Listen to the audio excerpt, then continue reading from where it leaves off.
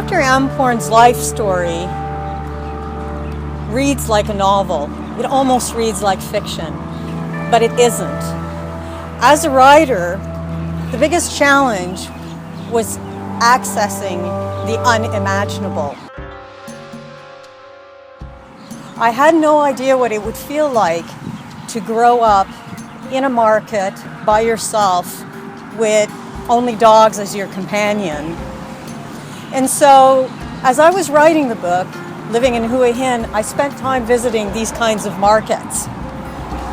And it was here that I would close my eyes and try to visualize little Lek growing up.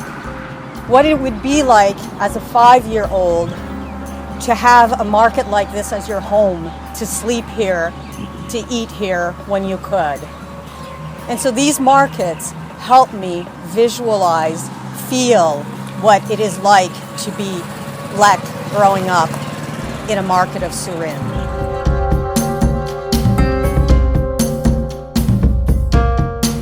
Move, boy. What are you doing here? Go, go. I better not catch you in my stall again. You hear? This is not your home. The man shouted at me. I scurried to my feet, grabbed my sandals, and ran.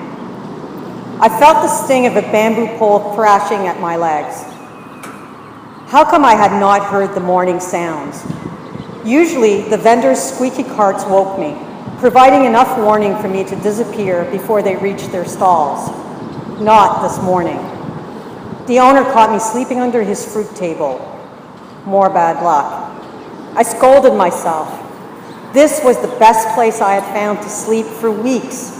The new merchant had installed fresh wooden planks to display his produce, which gave me some protection.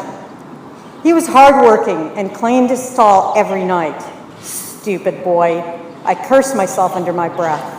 I zigzagged through the rickety stands, avoiding the rotten jackfruit, chicken bones, and scraps of dried squid festering on the ground. When I reached the road, I slowed down. I would have to sleep in the open until I found a new spot.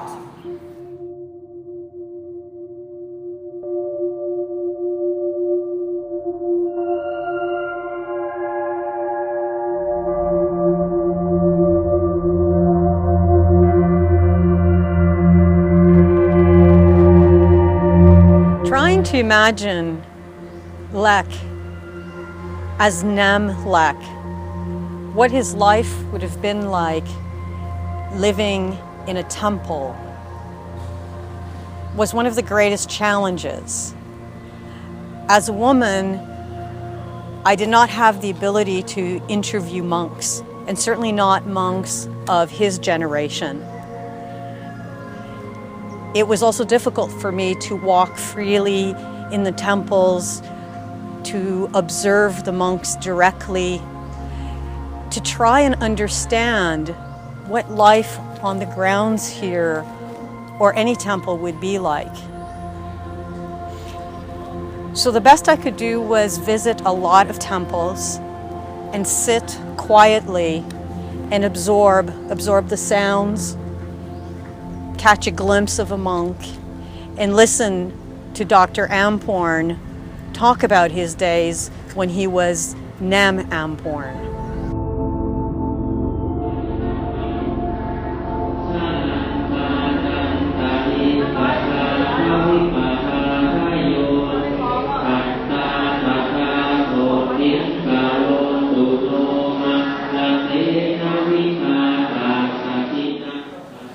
The abbot entered and sat at the front of the sala, an open pavilion, with his back to the statue of the meditating Buddha. Gold leaves of adornment peeled away from the Buddha, like skin from a fruit or petals from a flower. The abbot sat cross-legged in the common mudra position, known as calling the earth to witness. His left hand rested in his lap, palm up.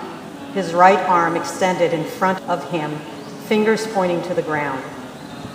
This position embodies the moment that the Buddha reached enlightenment under the Bodhi tree. I recognized this meaning, and I aspired to live it. Before the Buddha reached enlightenment, I wondered if he had misbehaved.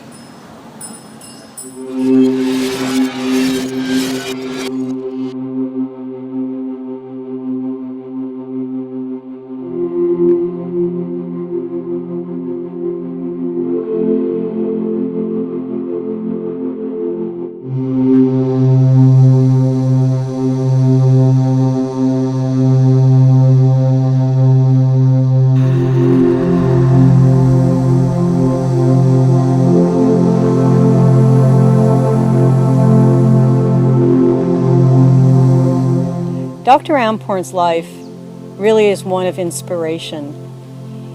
He's had a journey through life which was harrowing, heart-wrenching. Orphaned, he attempted suicide. He became a monk and learned to read and write, and that's when he found dignity, self-dignity, because of education. He could have stopped there, but he didn't. He went on to create a foundation to educate children. He really is an everyday hero. And sitting here among the bamboo, I see why he is a man, a boy with a bamboo heart. He's resilient, he's giving, he bends, but he never breaks. Dr. Amporn, he is the boy with a bamboo heart.